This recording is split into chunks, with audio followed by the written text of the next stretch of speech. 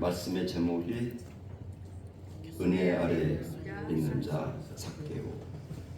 삭개오라고 하는 이름은 뜻이 의로운 자, 순수한 자라고 하는 이름의 뜻이 있는데, 이 삭개오가 그 이름의 뜻대로 살지 못하고 있는 것을 보게 됩니다. 우리 누가복음 19장 2절 말씀 함께 읽겠습니다. 삭개오라 이름하는 자가 있으니 세리자여 또한 부자라. 19장 7절 보겠습니다. 무사람이 보고 수군거려 이르되 저가 죄인의 집에 유하러 들어갔도다 하더라. 자, 그럼 삭개오한테 따라붙은 별명이 세리자, 또 부자, 죄인.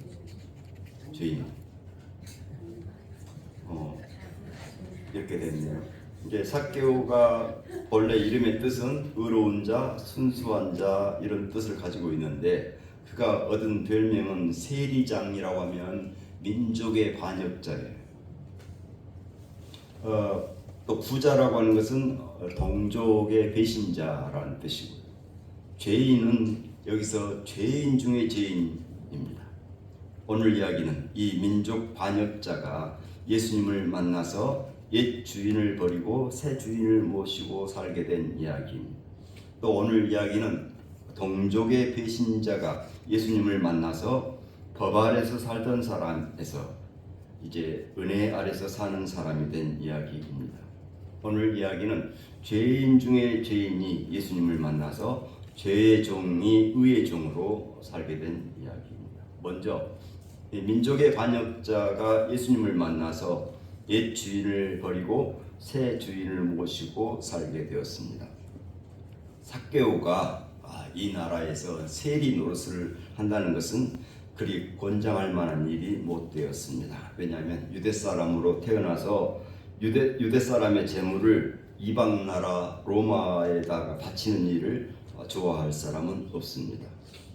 처음에 이 세리가 되어서 세관을 드나들 적부터 민족 반역자라는 오명을 뒤집어 쓰고 이 노릇을 해야만 했습니다. 사람들이 그의 이름을 부를 때 삭개오가 아니라 삭개어 하고 불렀습니다. 세상에 태어나는 것은 자기 의지와 상관도 없는 일이었듯이 어쩌다 헤롯의 괴뢰 정권 아래서 세리가 되어 있었습니다. 요새 말로 하면 어쩌다 공무원이 되었습니다. 사람들은 세리가 토색질하며 강제로 세금을 많이 걷어가지고 로마에 바치고 남은 돈을 착복했다고 비난했습니다. 그에게는 돈과 로마의 신임이 생명줄이었습니다. 그에게는 동족이라고 하는 의미는 저한테 죄인이라고 부르며 손가락질하는 피하고 싶은 괴물일 뿐이었습니다. 그도 유대 사람이어서 어렸을 때부터 성경을 배웠습니다. 그런데 성경의 이야기 속에 자기를 대비시켜가지고 그렇게 자기가 잘못한 것은 아니었습니다. 야곱이 에서의 축복을 가로챌 때 동생인 야곱이 형 에서에게 아우로서 해야 할 일이었던가, 또 야곱이 형 에서를 피해서 장인 집에 얹혀 살 적에 이 장인의 재산을 하나 둘 빼돌리는 일이 정당한 일이었던가, 이와 같은 생각으로 자신을 무장시키고 갈수록 악랄한 수법으로 돈을 긁어 모았습니다. 그러다가 어느 날 어느덧 세관장이 되었습니다. 그런데도 삶이 불안하고 도무지 세상 살 맛이 없었습니다. 로마가 망할 기색도 없었고 돈의 위력도 사그라들지 않았는데 불구하고 그가 딛고 선 바탕이 뿌리채 흔들리고 알 수 없는 불안 때문에 시달리고 있을 무렵에 예수에 대한 소문을 들었습니다. 그와 함께 다니는 제자들이 주로 어부들이고 농부들이고 그리고 전직 세리도 있다는 소문이었습니다. 이 나라는 서로 넘나들 수 없는 계층이 있어서 같은 계층끼리만 어울릴 수 있었는데, 예수는 이미 세리와 죄인들의 친구라는 별명을 달고 다녔습니다. 세리와 더불어 식사를 한다고 비난하는 사람들에게 성한 사람들한테는 의원이 필요 없고 병든 사람들한테 필요하다고 하고, 의인들은 나와 상관이 없고 죄인들을 돌보려고 온 사람이라고 합니다. 이 대목에 이르러서 그의 가슴은 세리와 죄인의 친구에 꽂혀 있었습니다. 그럼에도 불구하고 예수님을 찾아 나서지 못했습니다. 사람들에게 둘러싸인 예수님을 만날 엄두를 못 내고 그 마을에 오래 묵은 돌 무화과 나무 위로 기어 올라갔습니다. 여기서 괜히 돌 무화과가 등장한 게 아니고 이 돌 무화과 나무를 설정한 것도 우연이 아니었습니다. 우리가 정품이 아닐 때 그 앞에다가 돌자를 붙여 부릅니다. 배가 정품이 아닐 때 감, 돌감, 미역도 돌미역, 미나리도 돌미나리, 대가리도. 예수님은 어느새 이 돌 무화과 나무 아래로 다가오더니 삭개오 형제여 내려오시오. 오늘은 당신 집에서 하룻밤 신세 집시다. 삭개오는 정신없이 예수님을 안내해서 그의 집에 이르렀습니다. 이 넓은 천지간에 그에게 신세를 지겠다는 사람이 예수님밖에 없었습니다. 그도 남을 도울 수 있다는 이 사실을 깨우쳐주고 세상에 드러내준 사람은 예수님뿐이었습니다. 그날 밤 삭개오는 예수님에게 한 가지 결심을 털어놓았습니다. 예수님, 당신을 만나게 되어서 정말로 기쁩니다. 오늘 밤 내 한 가지 결심은 내 재산의 반을 뚝 잘라서 가난한 사람들에게 나눠주고, 혹시 속임수로 뺏은 재물이 있으면 법이 정한 대로 4배를 갚겠습니다. 삭개오의 옛 주인은 움켜쥐는 것이었는데 이제 삭개오의 새 주인은 나눔과 놓아버리는 것이 되었습니다. 놓아버리는 순간 하늘이 주시는 대로 살아가게 됩니다. 그 순간 우리를 떠났던 것들이 모두 돌아오게 됩니다. 바로 세상 사는 맛입니다. 이 시간 나를 찾아 나서는 예수님을 만나야 하겠습니다. 그리하여 세상 사는 맛을 알게 하신 새 주인을 모시고 살기를 바랍니다. 두 번째, 동족의 배신자가 예수님을 만나서 법 아래서 살던 사람에서 은혜 아래서 사는 사람이 되었습니다. 오늘 구약 성경의 말씀입니다. 이사야 54장 4절에서 5절 말씀. 두려워하지 말라, 네가 수치를 당하지 아니하리라. 놀라지 말라, 네가 부끄러움을 보지 아니하리라. 네가 내 젊었을 때 수치를 잊겠고 과부 때의 치욕을 다시 기억함이 없으리니 이는 너를 지으신 이가 내 남편이시라. 그의 이름은 만군의 여호와시며 내 구속자는 이스라엘의 거룩한 이시라. 그는 온 땅의 하나님이라 일컬음을 받으실 것이라. 은혜 아래에 있게 되면 부끄러움을 두려워하지 않고 수치를 당하였어도 놀라지 않습니다. 미국의 플로리다 해변의 방카스로 가는 버스에서 있었던 일입니다. 이 버스의 승객들은 모두 기분이 들떠 있는데 맨 앞자리에 앉아있는 한 남자에게 모든 사람들의 시선이 집중되었습니다. 그 사람은 빙고라는 사람이었는데 지금은 뉴욕 교도소에서 나와가지고 4년간 옥살이를 끝내고 집으로 돌아가는 중이었습니다. 그의 마음은 3년 6개월 동안 소식이 없었던 아내가 지금의 자기를 과연 받아줄 것인가 하는데 골몰하고 있었습니다. 사실 그는 얼마 전에 석방을 앞두고 아내에게 편지를 보냈습니다. 용서를 구한다면서 이제 아내와 새롭게 살고 싶다고 하면서 그런 자기를 기꺼이 받아준다면 그 표시로 동구 밖 커다란 나무에 노란 손수건을 매달아 달라고 편지를 보냈었습니다.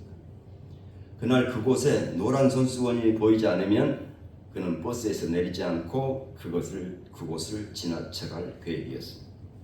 하지만 정작 더 긴장하는 쪽은 버스 안의 승객들이었습니다. 그러다가 벼랑간 승객들의 함성이 터졌습니다. 축하의 박수가 쏟아졌습니다. 왜 그랬을까요? 거기 나무에는 한 장이 아닌 100장이 넘는 노란 소수건들이 환영의 깃발처럼 나부끼고 있었습니다.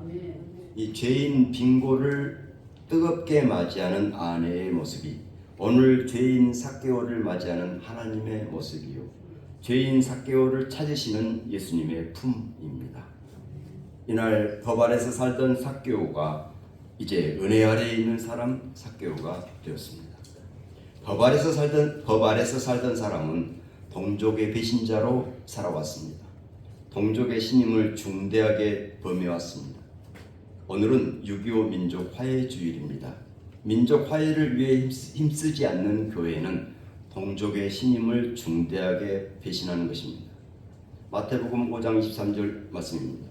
그러므로 예물을 제단에 드리려다가 거기서 내 형제에게 원망 들을 만한 일이 있는 것이 생각나거든 예물을 제단 앞에 두고 먼저 가서 형제와 화목하고 그 후에 와서 예물을 드리라. 12.3 내란과 계엄을 합리화하기 위해서 북쪽을 일부러 자극했다고 합니다.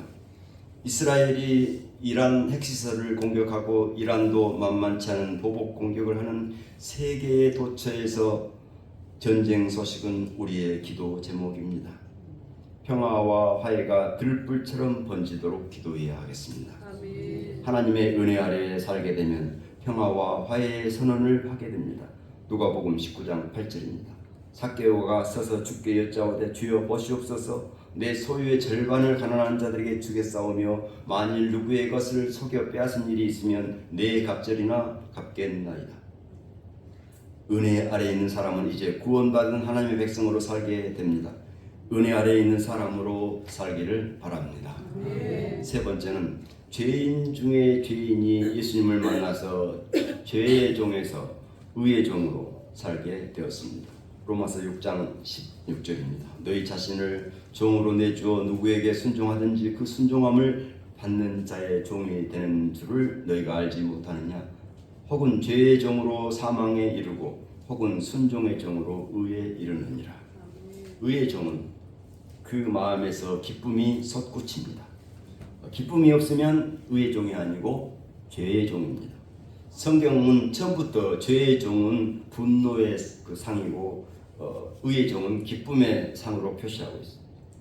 창세기 4장에 보면 가인이 몹시 분하여 안색이 변하니 하나님께서 가인에게 네가 분하여 하면 어찌 됨이며 안색이 변하면 어찌 됨이냐? 네가 선을 행하면 어찌 낯을 들지 못하겠느냐? 선을 행하지 아니하면 죄가 문에 엎드려 있느니라. 처음 사람 아담과 하와는 첫째 아들을 얻었다 해서 이름을 가인이라 지었습니다. 그랬는데도 가인이 분하여 죄의 종의 대명사가 되고, 둘째 아들은 아벨인데 그 이름의 뜻이 생명이라는 뜻으로 아벨이라고 지었는데 이는 기쁨의 의의 종에 속하게 됩니다. 누가복음 15장에 그 잃은 아들을 되찾은 아버지의 비유가 있지요. 둘째가 허랑방탕하다가 돌아와서 의의 종의 반열에 서는데 첫째는 효자 아들로 모남이 없었는데 그가 노해서 집에 들어가고자 아니하거늘 어쩌다 죄의 종의 반열에 끼게 됩니다. 삭개오도 19장 6절에서 급히 내려와 즐거워하며 영접하거늘 의의 종은 그 마음에 솟구치는 기쁨이 있습니다. 기쁨을 안고 의를 실천하게 됩니다. 분노하고 인상 쓰고 살면 죄의 종으로 사는 것입니다. 기쁨으로 의를 실천하면 의의 종으로 사는 것입니다. 의의 종으로 사는 기쁨이 충만하시기를 축원합니다. 이 시간 나를 찾아 나서는 예수님, 세상 사는 맛을 알게 하신 새 주인을 모시고 살게 하옵소서. 구원받은 하나님의 백성으로 부르시는 주님, 은혜 아래에 있는 사람으로 살게 하옵소서. 의의 주님, 기쁨으로 의를 실천하여 의의 종으로 살게 하옵소서. 은혜의 주 예수님 이름으로 기도드립니다. 아멘.